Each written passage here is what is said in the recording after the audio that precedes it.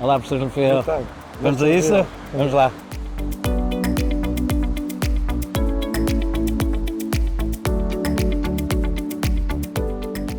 Então, antes de subirmos, queria começar por lhe agradecer o convite para fazermos esta nossa pequena conversa. Para mim é um grande prazer, como sabe.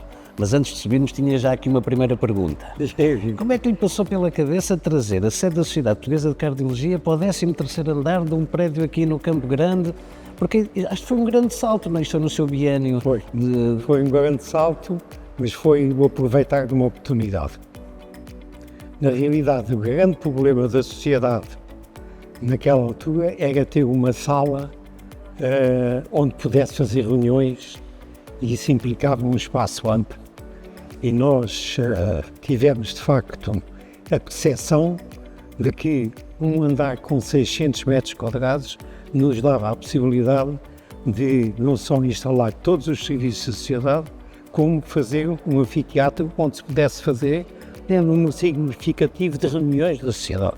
E foi essa a oportunidade que surgiu e nós agarrámos-la. E pronto, e foi assim que começámos. Felizmente, tínhamos nessa altura condições financeiras relativamente estáveis, criadas pelas direções anteriores do professor Fernando Padre e do professor Carlos Ribeiro, e portanto com alguma ajuda da indústria farmacêutica e com também o apoio de sócios que se disponibilizaram para dar uma quantia determinada para depois ter... Os sócios também ajudaram. Os sócios também ajudaram. Com essas, nós ficámos com uma possibilidade financeira de facto, dar resposta. Por isso, foi um grande salto. Eu ainda me lembro de ouvir histórias. Foi um grande salto, porque nós antes estávamos no 4º andar deste edifício, num espaço de 150 metros quadrados, onde tínhamos uma possibilidade de fazer uma reunião com 40 pessoas com direito. Okay. E nós queríamos chegar àquele número de 100 pessoas que já daria provavelmente para as reuniões da maior parte dos grupos de estudo. Portanto, de uma gaveta da secretária da Honorina, que eu ainda me ouço contar essa história, para o 4º andar deste andar e depois para o 13º. O percurso foi feito em 3 etapas. A primeira etapa foi uma compra de 3 assoalhadas aqui no Campo Grande 30, okay, que era só para serviços administrativos. Depois mudámos para aqui, para o 4º andar, já tínhamos 150 metros. E depois houve esta possibilidade. Isto tudo processou-se num intervalo em que eu fui secretário-geral da Sociedade. Primeiro com o professor Ramos Lopes, de 81 a 83, e depois com o professor Sequeira Gomes, de 83 a 85. Muito bem. Neste intervalo de tempo conseguimos realizar isto. Devo dizer mais. Quando acabámos e saímos e cedemos o lugar à direção seguinte, a sede estava completamente paga. Então vamos conhecer a Casa do Coração? Sim, senhor. Vamos lá, professor. Vamos lá.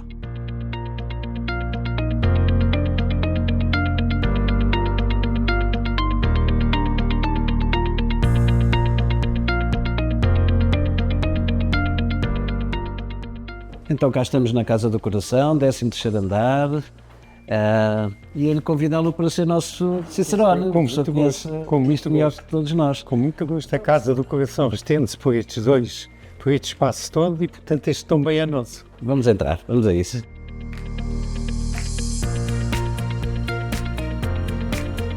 Então entramos pela porta principal, se calhar íamos nos ponteiros do relógio, não é? Isto dá para dar nas duas direções. Paramos aqui à esquerda. Então, olá Isabel, olá Sílvia. Então este é o espaço da Revista Portuguesa de Cardiologia, que é o órgão oficial da revista, com a notoriedade que nós conhecemos, e de que o professor foi, além da Isabel e da Sílvia, que são a alma da revista, o professor foi editor da revista. Quer-nos comentar essa experiência e o interesse da revista? É uma experiência interessante, quer dizer, a revista é um órgão fundamental da sociedade, que foi criada em 1982. Começou a sua publicação em 82, eu era secretário-geral nessa altura e o presidente era o professor Ramos Lopes. Okay. O boletim da Sociedade Portuguesa de Cardiologia tinha acabado 2 anos antes, e foi desde 49 até 79, foi o órgão da sociedade, mas com uma divulgação muito pequena e com uma irregularidade de publicação muito significativa. Apesar do esforço do professor Jacinto Bittencourt, foi de facto ao longo desses anos sempre o responsável pelo boletim da Sociedade Portuguesa de Cardiologia, como se chamava. A revista começou, portanto, em fevereiro de 82, com uma publicação bimestral, com regras muito sólidas e muito disciplinadas, elaboradas pelo diretor escolhido por nós, que foi o professor Carlos Ribeiro, e a revista começou a ser um órgão de divulgação importante de investigação científica da sociedade, de formação pós-graduada e também de informações sobre a repercussão internacional da Sociedade Portuguesa de Cardiologia. Depois, alguns anos depois, julgo que foi no final dos anos 80, a Isabel é capaz de se lembrar, quando passou a ser mensal. 1989. 1989, exatamente, passou a ser mensal e depois, já numa fase mais avançada, passou a ser escrita em inglês. E esta evolução da revista mostra de facto como a Sociedade Portuguesa de Cardiologia acompanhou dentro das suas possibilidades a importância que a revista representava na vida da sociedade. Muito bem. E o professor foi editor da revista durante quantos anos? Eu estive muito ligado à revista desde que ela foi fundada. Foi fundada em 82, porque estava diretamente ligado ao professor Carlos Ribeiro, porque era secretário-geral da sociedade, até 82, até 97, 98. 15 anos. 15 anos. Depois houve um período em que fui editor.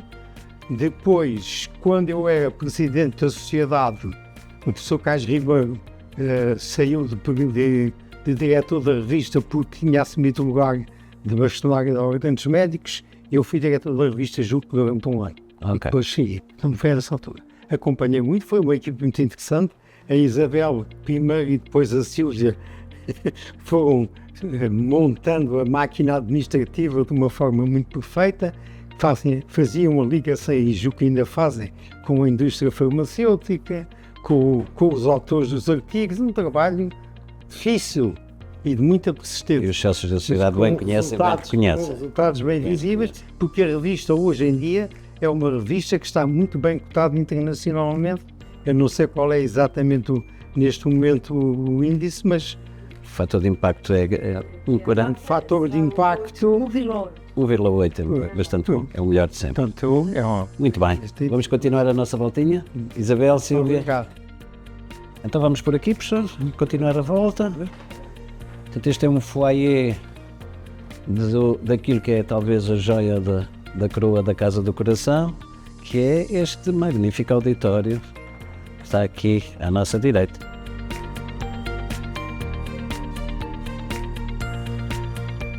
Professor Rafael, o que é que lhe passou pela cabeça de fazer um auditório de 100 lugares no 13º andar de um prédio no Campo Grande? Isto é, quem está lá embaixo não imagina o que se passa aqui em cima. É que, na verdade, a nossa intenção primária, quando resolvemos mudar de cela, era ter um espaço onde pudéssemos ter um auditório que fosse, de facto, uma resposta às necessidades da Sociedade Portuguesa de Cardiologia. A sociedade, naquela altura, já tinha grupos de estudo a funcionar muito bem, portanto já tinham uma atividade muito significativa. Até aí tudo o que era feito de reuniões era feito com o apoio da indústria farmacêutica, espalhado por hotéis e outros locais da cidade. E nós achámos que era mais importante trazer as pessoas à sede da sociedade, as pessoas e a própria indústria farmacêutica. A indústria farmacêutica compreendeu perfeitamente isso, aceitou, e nós avançámos para isto. Tivemos um apoio fundamental no arquiteto Paulo Prazeres de Sá, familiar de cardiologistas ilustres de mais que uma geração, e que, sem qualquer encargo financeiro, nos fez todo o projeto deste. Isto eram 4 módulos que foram juntos num só. Eram organizado, enfim. Depois, pouco e pouco, já na direção seguintes, foi montado todo o sistema de audiovisuais como a sociedade tem hoje em dia e, portanto, mais uma vez, há um momento certo para as coisas serem feitas. Eu sei que há um evento que o professor guardou na memória. Que foi de facto aquela gafe que nós cometemos na sessão inaugural, porque não pudemos a indicação, convidámos o Presidente da República, o Dr. Jorge Sampaio, mas não pudemos a indicação de qualquer placa comemorativa da sua inauguração. Fizemos uma placa que está ali representada com a DRL, mas nesta placa não faz referência à inauguração pelo Presidente da República. Presidente da República. Portanto, aqui este auditório, inaugurado 5 de junho, na vigência da sua direção. Mas ele que era um gentleman, não atribuiu significado especial a isso e até fez um bocado de risota de facto com essa falha da direção da sociedade. Não havia a fita nem a tesoura para cortar a fita. Então vamos continuar até dar a nossa volta. Então aqui vamos entrar no setor dos congressos e das reuniões científicas da organização. Então esta é a zona dos congressos e reuniões científicas com o Paulo Magajo e a Alice, são aqui o corpo e alma das reuniões científicas. É tudo gente que trabalha aqui há muitos anos, né? Isso é uma coisa... E o professor, se eu não estou enganado, é talvez o único cardiologista que esteve em todos os congressos, desde o primeiro. Eu estive em todos, fui o único, não sei, mas eu de facto estive em todos. Okay. Desde o primeiro, em 74, que teve que ser adiado por causa do 25 de Abril, até agora tenho ido sempre aos congressos. Professor, para falarmos do congresso, porque é que não vamos até ao congresso? Vamos lá? Então vamos a isso.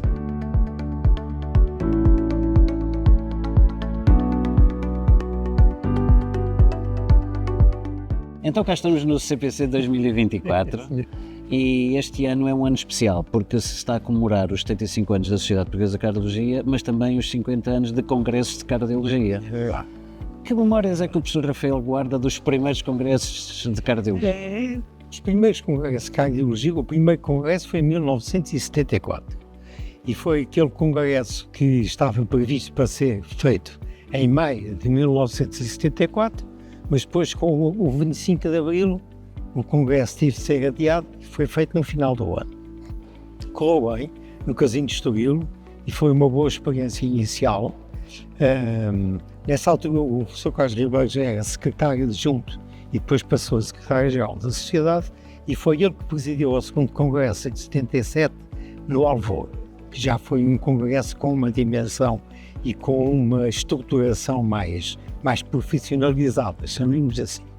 Depois, o terceiro congresso foi no Porto, isto é, foi na Póvoa de Varzim, e deu-se esta coisa perfeitamente difícil de entender. O congresso foi no 9º andar de um hotel na Póvoa de Varzim e não calculou que era movimentar centenas de pessoas nos elevadores do hotel para ir e vir. E aí surgiu logo a noção de que era preciso, de facto, profissionalizar um bocado a organização dos congressos. Quer dizer, tínhamos deixado aquela fase da boa vontade, da iniciativa, para, de facto, os congressos serem pensados de uma forma mais profissional. Portanto, não só a parte científica foi crescendo, como também a parte da organizacional do congresso, que foi fundamental. E repare, na parte da organização, a gente tem sempre que ter em conta a indústria farmacêutica. Isso. A indústria farmacêutica é exigente. E a indústria farmacêutica, além disso, está dentro do mercado e percebe as coisas. Portanto, a indústria farmacêutica não aceita facilmente que as coisas não sejam feitas de uma forma correta, porque isso prejudica muito a mensagem que eles querem transmitir. Portanto, a indústria, como parceiro da sociedade, tem que ser bem tratada também, tem que ter os seus passos. Em 1900 e... Depois há aqui alguns aspectos curiosos, porque em 1981, 82, já não me lembro bem, foi o Congresso de Troia. Em Troia. E foi o primeiro congresso que não foi presidido por um professor catedrático. Ok. Isto é curiosíssimo porque eu lembro-me perfeitamente da reunião da direção em que o professor Ramos Lopes, que era o presidente, eu era o secretário-geral, propôs que o presidente do próximo congresso fosse o Dr. Serra Pinto, que era vice-presidente da sociedade. Fiquei de boca aberta, porque até àquela altura a sociedade é uma organização de professores catedráticos. Foi uma pedrada no charco na altura. Claro, professores catedráticos, pessoas Claro. de grande mérito e de grande respeito e que eram muito bem aceitos, não é isso que está em Mas causa. havia outros Mas médicos com igual agora, respeito. outras pessoas, e esta abertura do professor Ramos Lopes foi uma coisa tão importante que praticamente se prolongou até hoje. Muito bem, muito bem. Então, esta ideia de estarmos no 13º andar de um edifício, mas também no 9º do Congresso, eu não tinha ideia que tínhamos tido um Congresso no 9º andar. Muito bem, professor. Durante muitos anos, a UTIC Arsénio Cordeiro, onde o professor exerceu a sua atividade assistencial durante longos anos, tinha um peso muito grande no Congresso Português de Cardiologia, não é? Muitos dos trabalhos vinham da UTIC e havia este conceito de que a partilha com o resto da comunidade científica do que melhor se fazia na UTIC. Vamos ver. A criação da unidade coronária do Hospital de Santa Maria e daquelas que se seguiam foi o grande acontecimento da cardiologia na segunda metade do século XX. Quer dizer, revolucionou completamente a cardiologia, a abertura da primeira unidade em 68 em Lisboa e depois, na década de 70, em Coimbra e no Porto. Foram de tal modo importantes que até foram assumidas em Coimbra, isso está documentado, primeiro no Hospital Geral e só mais tarde no Hospital Universitário. Okay. Ora bom, isto veio de facto trazer uma grande importância à cardiologia, que se espalhou por todo o país progressivamente. Quer dizer, as pessoas sentiram que salvavam vidas tratando os doentes com infarto miocárdico das unidades coronárias. E isso atraiu muita gente para a cardiologia e gente muito capaz e gente que se dedicava muito. E depois houve uma possibilidade de formar equipes de enfermagem muito boas. Certo. Muito boas. As equipes de enfermagem eram de uma competência e de uma dedicação inexcedível. Em boa verdade, o sucesso das unidades é A maior parte das enfermeiras que depois se espalharam por todo o país foram formadas na UTIC. Nós recebíamos internos de todos os sítios para se formarem em cuidados intensivos coronários no UTIC. E isto foi uma realização que o professor Arsénio Cordeiro assumiu totalmente, porque era onde ele se sentia como peixe na água. Era a praia dele. E o Congresso de Cardiologia era então o sítio onde as várias unidades do país vinham partilhar as suas experiências e partilhar a ciência. Nós tínhamos de facto uma patologia relativamente homogénea, bem tratada, já nessa altura com protocolos, e portanto tínhamos uma possibilidade de fazer investigação mais bem. Muito bem. Professor, e o Congresso nestes anos todos, nestes 50 anos, foi mais do que transmissão só de ciência? Há também toda esta, agora está na moda chamar networking entre as pessoas dos vários grupos do país, é aqui que a gente encontra os colegas dos outros centros cardiológicos. Isso foi sempre assim, não é? Eu acho que a cardiologia foi à frente dos outros todos. Isto tem que ser dito de uma forma muito simples. Até na vinda para o Algarve. Os primeiros congressos que fizeram no Algarve foram de cardiologia. Porquê é que nós viemos para o Algarve? Boa.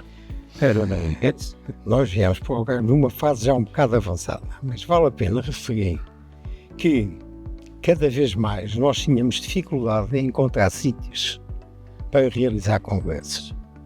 Porque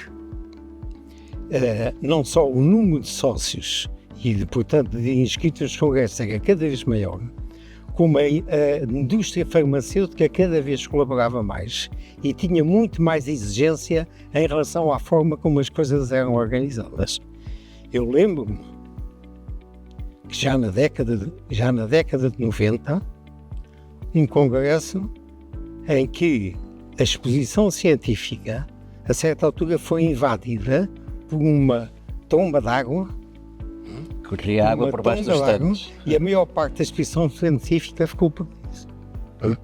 Isto marcou definitivamente, foi nessa altura que se decidiu que os congressos tinham de deixar de ter esta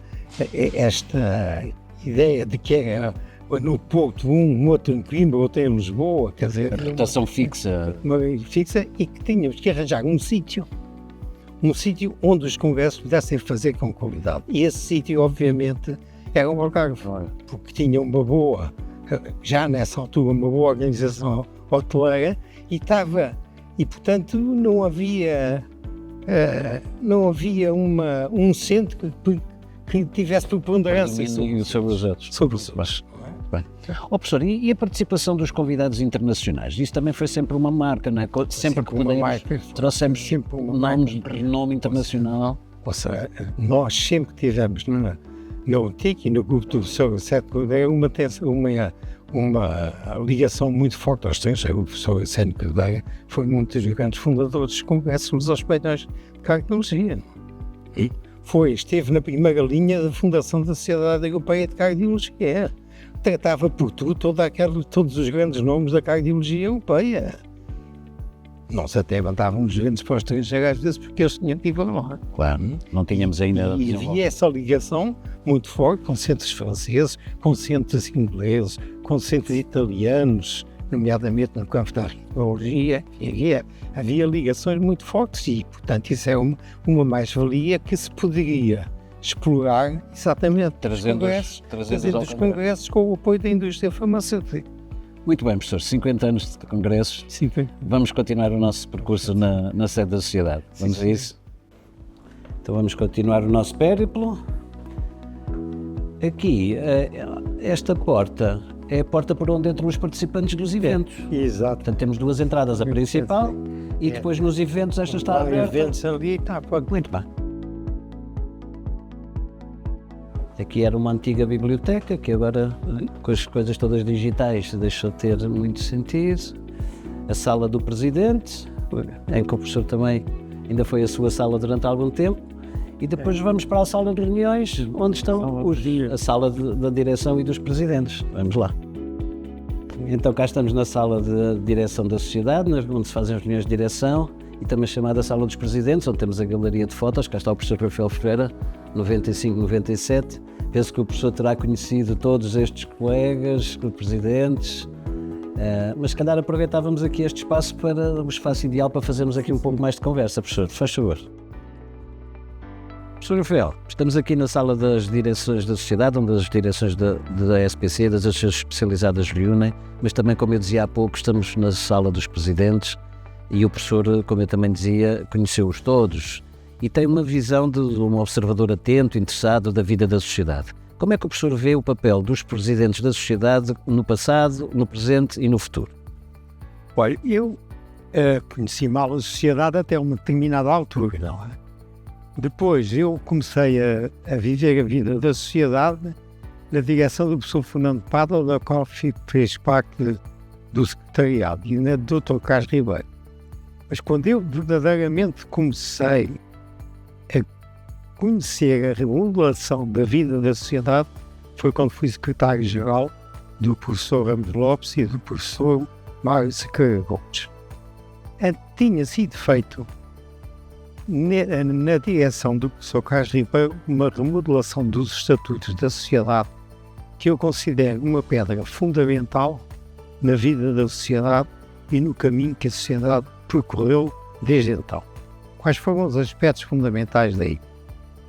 E isto vai um bocado diretamente ao encontro da sua resposta. Primeiro, os presidentes passaram a ser eleitos por períodos de 2 anos não renováveis.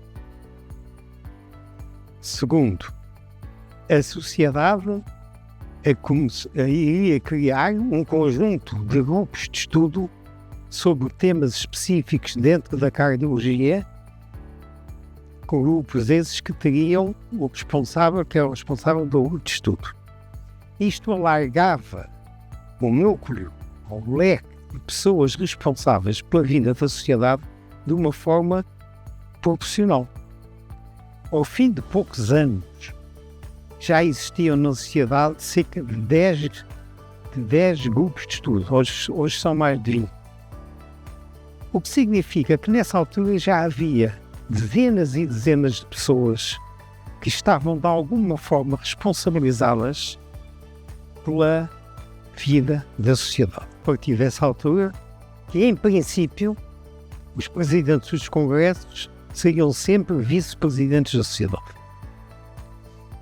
E isso, portanto, mostra que a função do presidente passou a ser mais uma função de coordenação do que propriamente uma função de exercício da autoridade sem qualquer limitação.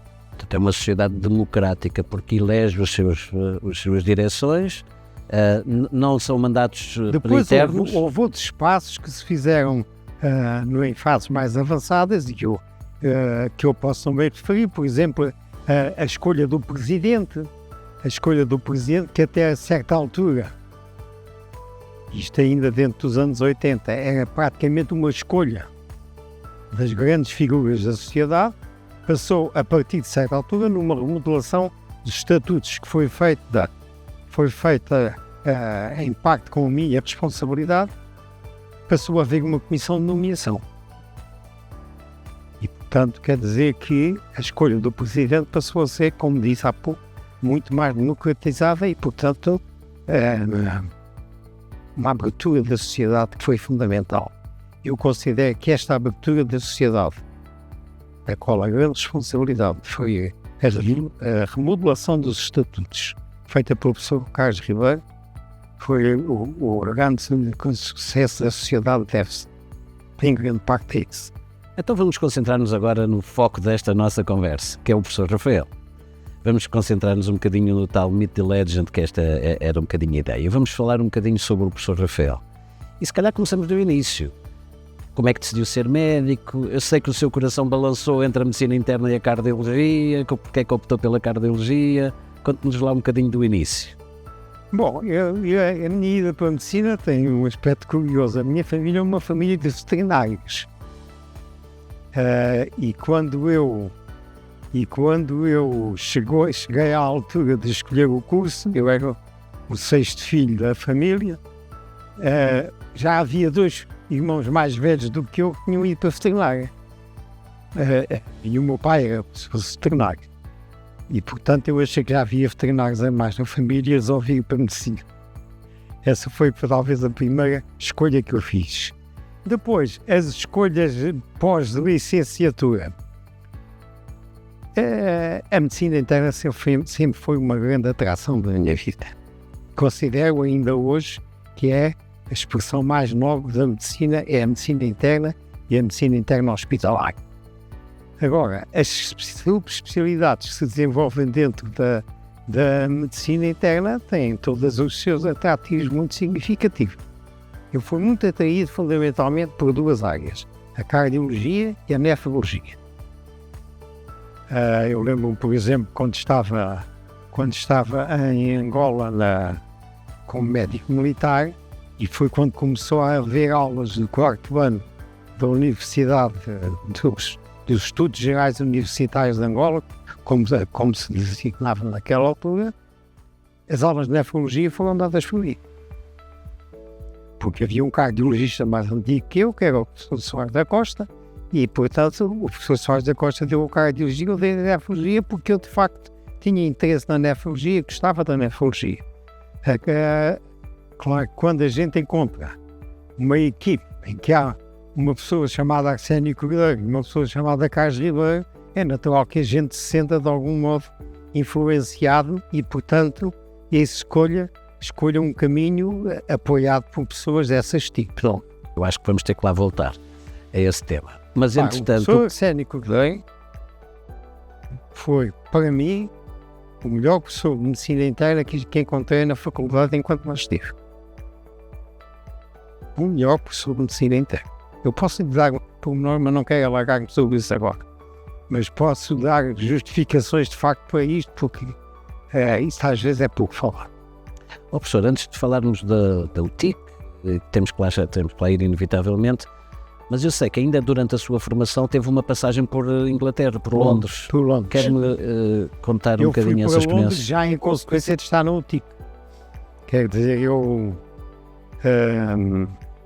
isto passa-se em 1970, eu vim da África. nesse mesmo ano, houve o Congresso Mundial de Cardiologia em Londres. E eu falei ao professor Arsénio na possibilidade de fazer um estágio em Inglaterra. Ele falou com o professor Schillingford, que era um dos presidentes do Congresso Mundial, e ficou logo mais ou menos apalavrado que eu iria para lá oportunamente. Portanto, aquilo que eu fui para lá estudar foi fundamentalmente o infarto de miocárdio. Eles tinham, nessa altura, uma unidade coronária, um bocado embrionária em termos atuais, mas que de qualquer modo trabalhava bem, e o hospital onde estávamos, que era o Hammersmith, era também o hospital que tinha uma cardiologia clínica muito boa, porque tinha o professor Goodwin, que era um grande especialista de renome no campo das miocardiopatias. Portanto, trabalhava ali um bocado, fiz muito trabalho experimental lá, foi lá que eu iniciei o trabalho experimental que depois continuei em Lisboa e que deu origem à minha tese de doutoramento, mas, quer dizer, havia a parte clínica, havia as reuniões médico-cirúrgicas, foi na altura em que se começava a espalhar muito a cirurgia das coronárias, primeiro lustro da década de 70, e portanto esses assuntos eram sempre muito discutidos, foi um bom estágio. Portanto foram mais valias que foi recolher a Londres que depois lhes foram úteis no Ticker Sénio Cordeiro. Quando regressei então montei o meu esquema eu trabalhava em Londres diretamente com um colega americano da John Hopkins, que tinha um perfil muito bom, que estava lá também nessa altura, e foi ele que me introduziu um bocado naquelas técnicas do tamanho do infarto, que era aquilo que na altura se discutia muito, não é? A importância do tamanho do infarto na evolução clínica dos doentes após um episódio. Muito bem. O conceito do infarto size. Sr. Rafael, o Ticker Sénio Cordeiro, além da unidade de prestígio que nós sabemos que sempre foi, desde a sua inauguração, do excelente ambiente que havia entre médicos, enfermeiros, administrativos, técnicos, que foi sempre um sítio onde deu sempre prazer, eu tive um grande prazer da minha formação ser feita ali. Isto tem a marca de duas pessoas, Arsénio Cordeiro e Carlos Ribeiro. Como é que foi a vivência com os dois? Era isso que eu queria detalhar um pouco mais. Ora bom, a UTIC foi criada em 1968. Na altura em que foi inaugurada eu estava em África. Mas regressei em 70 e depois no ano seguinte fui fazer o meu estágio para Londres e quando regressei em 72 fui nomeado cardiologista sénior da UTIC. Vale a pena a gente referenciar que a criação da UTIC foi muito precoce. Quer dizer, as unidades coronárias começaram na Europa e nos Estados Unidos nos primeiros anos da década de 60. Menos de meia dúzia depois nós tínhamos uma unidade coronária em Portugal, graças a quem? Ao professor Arsénio Cordeiro e ao Dr. Azeredo Perdigão. O professor Arsénio Cordeiro, uma pessoa sempre atualizadíssima, sabendo exatamente os maiores e mais recentes avanços da cardiologia, apercebeu-se da importância das unidades coronárias e falou ao Dr. Azeredo Perdigão e o Dr. Azeredo Perdigão disse logo que montava completamente a unidade e foi assim que nasceu. Com um grande apoio da Gulbenkian. Pois, completamente montado pela Gulbenkian. A criação da UTIC do Hospital Santa Maria, ela revolucionou o exercício da cardiologia. Isto é uma coisa que tem que ser assim. Porquê? Na década seguinte, logo, portanto, de 70 a 80, foram criadas mais duas unidades coronárias em Coimbra e nos dois hospitais centrais de Coimbra e duas unidades coronárias no Porto. E depois disso, a cardiologia do país apercebeu-se que, de facto, as unidades de cuidados intensivos coronários eram necessárias em qualquer grande hospital para salvar vidas. A primeira grande fase da UTIC foi, de facto, a fase de definição do tratamento clínico do infarto agudo de miocárdio. Isto é, salvar vidas, e foram salvas muitas vidas no Hospital de Santa Maria. E porquê? Porque havia uma equipe médica e uma equipe de enfermagem extremamente bem preparadas. Quando eu penso no que era a capacidade das enfermeiras, por exemplo, que trabalhavam no UTIC, numa altura em que não havia especialização da enfermagem, nós criámos, o UTIC criou um núcleo de enfermagem muito sólido numa altura em que não havia diferenciação na enfermagem, tirando as enfermeiras parteiras que faziam coisas que até hoje, naquela altura, eram impensáveis, como por exemplo desfibrilhar um doente se o médico não estivesse por perto. Exato, e assim salvaram muitas vidas. O professor Carlos Ribeiro depois deu continuidade a todo esse projeto que vinha de trás. Continuidade porque o professor Carlos Ribeiro entrou na UTIC em 1981-82, numa altura em que o conhecimento clínico do infarto agudo de miocárdio já estava muito avançado. E ele teve a percepção do que era preciso fazer para dar uma maior utilidade às unidades de cuidados intensivos. E o que é que ele fez? Primeiro, ele fez a alteração do processo clínico para o processo clínico ser um processo uniformizado, em que todos os elementos eram colhidos, portanto, permitia comparar aquilo que sucedia aos vários doentes. O processo de informatização permitia recolher de cada doente 350 itens. Foi a primeira unidade a ser informatizada em Portugal. A primeira unidade a ser informatizada. Pois, além disso, criou simultaneamente criou protocolos de tratamento e de diagnóstico e tratamento das várias patologias, que até foi publicado num livro em 2 volumes. Com estes dados, a UTIC ficou numa posição de poder fazer investigação científica de uma forma que até então nunca tinha sido feita em Portugal. Daí que muitos dos trabalhos apresentados no Congresso Português de Cardiologia vinham da UTIC, não é? Muitos. E começámos a ter muita coisa lá fora. Porque a gente tinha, de facto, à mão uns dados de uma patologia que era homogénea e podíamos facilmente comparar e tirar relações. Por exemplo, eu lembro-me que em 1985, agora não quer dizer o ano, a certa altura já havia na UTIC 6.000 processos que estavam completamente catalogados. 6.000 processos de doentes com infartos de data na altura. Nós provámos, numa altura em que se andava a discutir o tabaco, sim, o tabaco não. Nós provámos, por trabalhos feitos no UTIC, que os doentes que fumavam tinham infarto de miocárdio 10 anos antes do que os doentes que não fumavam. Parece hoje óbvio, na altura não era assim tanto. Daniel, estudámos o infarto nos jovens, o infarto na mulher, o infarto nos diabéticos, os infartos nos muito velhos. Todos estes temas que ainda hoje em dia estão na discussão científica, começámos a estudá-los há 40 anos. O professor está aí a focar um aspecto que é, além da parte assistencial, da parte de investigação, e para isso é preciso dados. E o professor tem também um perfil de investigador, não é só, além de ser um clínico, mas é também um investigador. E é isso, talvez um dos sítios onde a sua atividade como investigador ficou mais marcada foi a sua passagem pelo IPO, onde talvez foi aí que começou a gostar da cardiologia nuclear. Foi isso.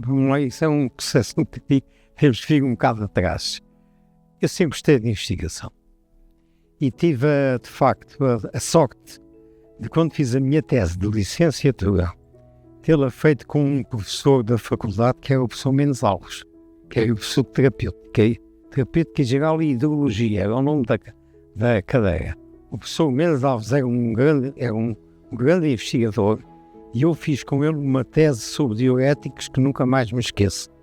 Foi um trabalho experimental, feito em ratos, por exemplo, as tiazidas que tinham sido exatamente introduzidas nessa altura. Isto passa-se no início dos anos 61, 62, 63. Depois, eu de facto, quando fui para a UTIC, senti que ali havia possibilidades de fazer muita investigação. como ganhei alguma experiência com a medicina nuclear, durante o meu estágio em Londres, resolvi explorar um bocado essa área, porque nessa altura começaram a aparecer estudos da utilização clínica da medicina nuclear para avaliar os doentes no pós-infarto. E essa foi outra das características muito importantes da atividade do professor Carlos Ribeiro, porque ele percebeu a importância que tinha, de facto, a implementação e o aperfeiçoamento dos vários métodos de diagnóstico que permitiam avaliar os doentes depois de um primeiro infarto de miocárdio. O que é que nós tínhamos percebido? Nós tínhamos percebido que, depois da criação da unidade de cuidados intermediários, que havia doentes que, sem a gente perceber porquê, tinham uma morte súbita. E aí começou-se a estudar muito bem as arritmias, numa área em que você até colaborou, nos estudos de Holter, com o professor Tuna, para exatamente tentar perceber como é que essas arritmias condicionavam esta evolução e o que é que se podia fazer naquelas 2 semanas em que o doente estava a convalescer do infarto, porque nessa altura o doente ainda ficava 2 semanas no hospital, hoje em dia isso já não se sabe, naquela altura o que é que se podia fazer para evitar essas mortes súbitas. Depois, havia outro setor, que tinha sido introduzido logo nos anos 60, no final dos anos 60, a célebre classificação de Killip e Kimball. A classificação de Killip e Kimball, no fundo, é uma classificação de falência ventricular esquerda nos doentes com infarto agudo de miocárdio. Porquê é que isto sucedia? Porque isto estava diretamente relacionado com o tamanho do infarto.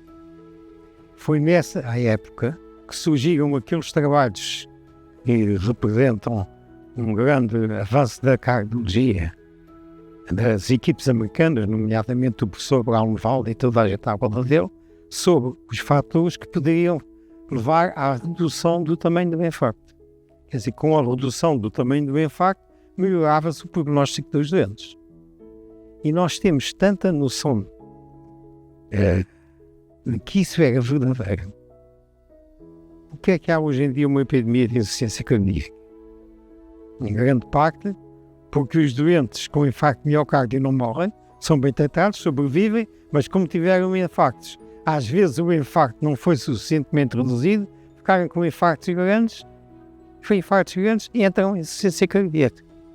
Ora bom, o Dr. Carlos teve de facto a percepção da importância dos métodos e foi a ecocardiografia, foi o Holter, foi a medicina nuclear. Que a medicina nuclear tinha também essa capacidade de estudar a função ventricular esquerda.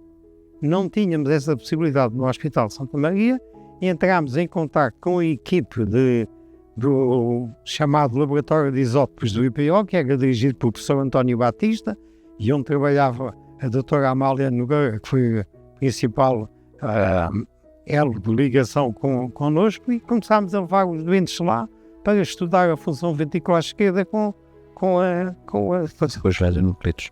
Professor, já falámos da parte assistencial, da investigação, falta um terceiro pilar, que é a parte pedagógica. O professor foi docente da Faculdade de Medicina, fez lá a sua tese de doutoramento e de agregação, as suas provas de agregação. Quer-nos brevemente falar um bocadinho sobre esse trajeto no ensino médico?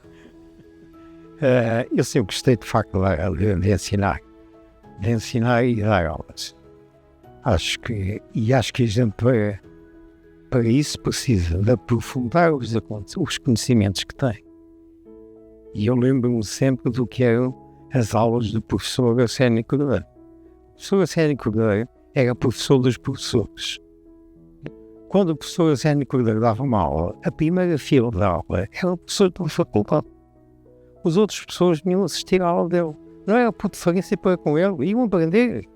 Ele era nitidamente o professor dos professores. E foi aí que eu ganhei a consciência de que, de facto, a gente, para fazer uma medicina de qualidade, uma medicina científica, tem que, de facto, estudar e aprofundar o conhecimento. E passá-lo aos alunos, aos internos. E passá-lo aos alunos externos. Professor, eu acho que agora vamos dar aqui um salto no tempo. Vamos entrar aqui na máquina do tempo e vamos para 1992. O professor, na altura, era cardiologista sénior no UTIC. Sou testemunha das suas passagens, a visita aos doentes da unidade. E, de repente, presidente da comissão instaladora de um novo hospital, na sua área de influência, que era amadora, e vai a ser o presidente da comissão instaladora do hospital, que depois se chamou Hospital Professor Fernando da Fonseca, e também conhecido por Amadora Sintra. O que é que fez um cardiologista, docente da Faculdade de Medicina, de repente ir montar um hospital novo? A ver, talvez o que é que eu possa dizer sobre esse ponto de vista. Bem, o problema da organização dos serviços e da maneira como o hospital funciona sempre foi uma coisa que me interessou. Primeiro aspecto. Segundo aspecto, eu tinha uma carreira universitária, mas a Faculdade de Medicina de Lisboa estava numa fase muito difícil, porque os constrangimentos financeiros impediam o avanço das carreiras. Eu tinha feito o meu doutoramento em 1980 e em 1992 estava, portanto, há 12 anos à espera de um concurso para professor associado, que nunca mais vim. Em terceiro lugar, eu sou uma pessoa da Amadora. E como pessoa da Amadora, e tendo sido desafiado para assumir aquela posição, eu senti de facto que há alturas na vida que a gente tem que fazer opções. E de facto, como continuei sempre a ser uma pessoa do Hospital de Santa Maria, da Faculdade de Medicina, da UTIC, eu tinha que sair naquela altura para outro lugar.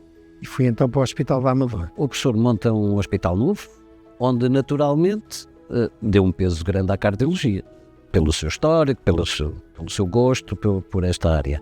E aí tenho o prazer de ter sido convidado pelo professor para, em conjunto, montarmos a unidade que mudámos o nome de coronária para cardíaca. Muito bem, muito bem. As unidades nessa altura já havia aquela noção, até que vinha da Sociedade do Grupo de Estudos Europeu, de Cuidados Intensivos, que dizia que as unidades não deviam ser estritamente coronárias, mas tudo o que fosse cuidados intensivos cardíacos deveriam os cardiologistas assumir. Problemas diagnósticos diferencial. Tal e qual. As embolias pulmonares que entravam como se fossem infartos, as dissensões da aorta que entravam como se fossem infartos, não é? E portanto era preciso a insuficiência cardíaca avançada. Uma preparação. Nós tivemos experiência no UTIC de inúmeros casos destes, não é? Pessoas que entravam diagnóstico de infarto de miocárdio. E depois vai-se fazer. E com terapêuticas, às vezes, radicalmente opostas. Mas no Hospital Fernando Fonseca introduzimos na unidade cardíaca, introduzimos suporte renal, ventilação assistida, que era uma coisa que nas unidades coronárias... Foi na altura, talvez a maior unidade de cuidados cardíacos em Portugal. Durante alguns anos foi a maior, com 10 camas de cuidados intensivos. Eu gostei de estar no hospital porque, primeiro, tínhamos uma equipe de enfermagem muito boa. Eu sempre pensei que a equipe de enfermagem é fundamental para o hospital funcionar como deve ser. E, de facto, a equipe de enfermagem do Hospital Fernando Fonseca era de alta qualidade. Se olharmos hoje em dia para muitos dos hospitais da Grande Lisboa, as enfermeiras que estão enfermeiras diretoras desse hospital, várias delas passaram pelo Hospital da Amadora. Você também conhece isso. Portanto, mostra que, de facto, isso é importante e eu aprendi muito com elas. É muito importante os médicos lidarem bem com o trabalho da enfermagem para perceberem bem a importância e como o trabalho em conjunto sai muito aperfeiçoado. Portanto, essa foi uma das coisas que eu aprendi muito bem. Depois, um outro aspecto que eu consegui introduzir no hospital foi criar algumas valências que não existiam. Como presidente da comissão instaladora, eu introduzi um serviço de neurologia que não existia. Não existia neurologia no hospital. não existia nefrologia, não existia gastro. Havia uma grande área de medicina interna e nós conseguimos, de facto, fazer daquele hospital um hospital que ainda hoje em dia tem valências importantes e que diferenciam muito a maneira como os doentes são assistidos. O Hospital Fernando Fonseca foi pioneiro em duas coisas e gostava que as comentasse. A primeira é que foi a primeira PPP, parceria público-privada, em Portugal. E a segunda vertente, também foi pioneiro, foi o primeiro hospital com uma acreditação internacional, na altura com aquilo que se chamava o King's Fund. Foram duas experiências interessantes. O professor quer comentar? Duas coisas importantes, eu acho que sim.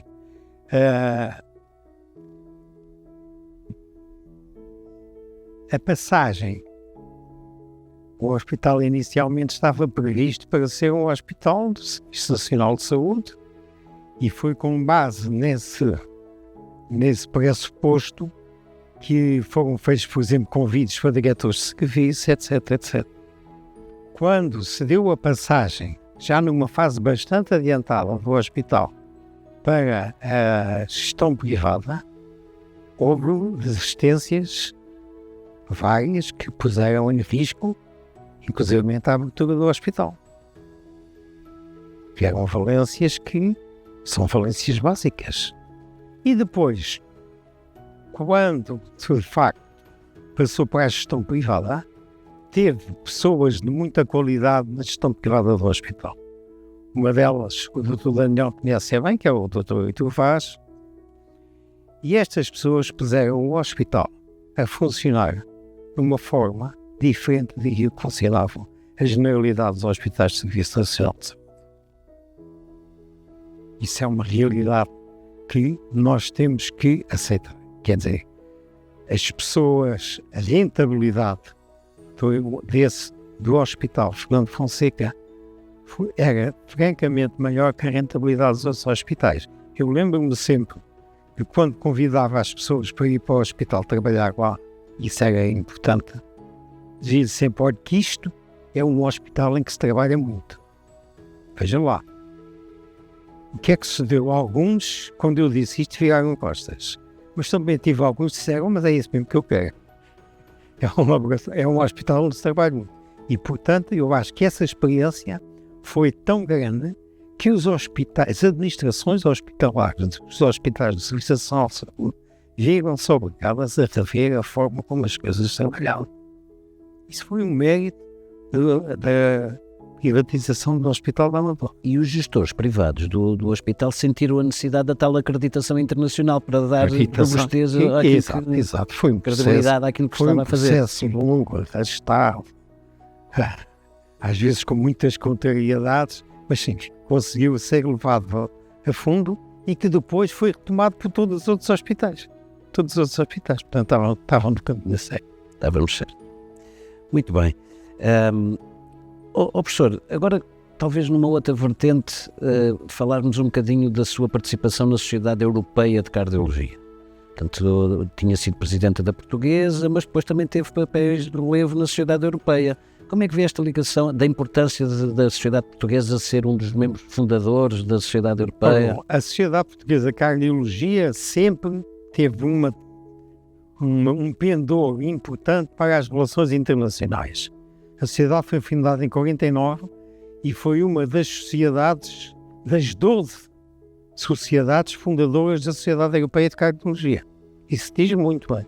Estávamos numa altura em que a Grande Guerra tinha acabado em menos de meia dúzia de anos. Portugal foi um dos países fundadores da Sociedade Europeia de Cardiologia. Estabeleceu rapidamente relações com os espanhóis e em 52 fez o primeiro congresso espanhol de cardiologia em Sevilha. Estabeleceu relações a nível internacional também com a França e com a Inglaterra e com a Itália. Frequentemente investigadores desses países vinham cá. E, portanto, quando a Sociedade Europeia de Cardiologia ganhou uma maior expansão, nomeadamente devido ao trabalho de Paulo Canoltes, nós sentimos que era chegada à altura da Sociedade Portuguesa de Cardiologia ter uma maior representação a nível europeu. E isso foi conseguido primeiro pelo professor Carlos Ribeiro, que se escolheu vice-presidente da sociedade, depois pelo professor Luís Providência e depois por mim, e acabou a eleição do professor Fausto Pinto a presidente da sociedade.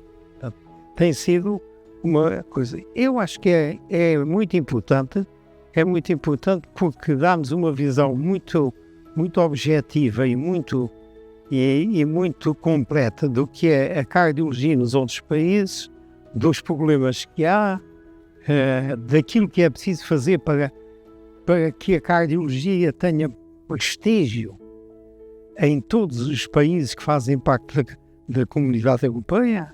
Neste momento, quer dizer, o título de cardiologista europeu, que é uma coisa que cada vez se diferencia mais, cada vez há mais pessoas a que têm esse título. E hoje, o que é exatamente, Portugal progressivamente foi ganhando uma posição que hoje em dia é uma posição de destaque. Quer dizer, eu não tenho os dados neste momento na minha mão, mas sei que há vários cardiologistas portugueses que têm hoje em dia posições de relevo na sociedade europeia. Eu acho que isso é um dado muito positivo. Professor, só mais uma pergunta, porque não podemos, já falámos há pouco dos congressos portugueses de cardiologia, que este ano foi uma comemoração especial com o número redondo, mas a Sociedade Portuguesa de Cardiologia, ela própria comemora este ano os 75 anos da Sociedade Portuguesa de Cardiologia.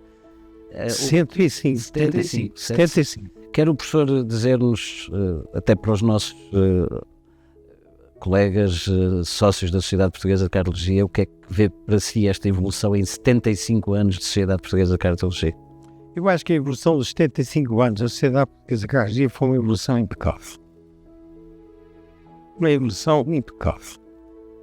Porque tive aquele período inicial mais difícil de instalação, até por algumas conflitualidades que surgiam e que foram difíceis de ultrapassar.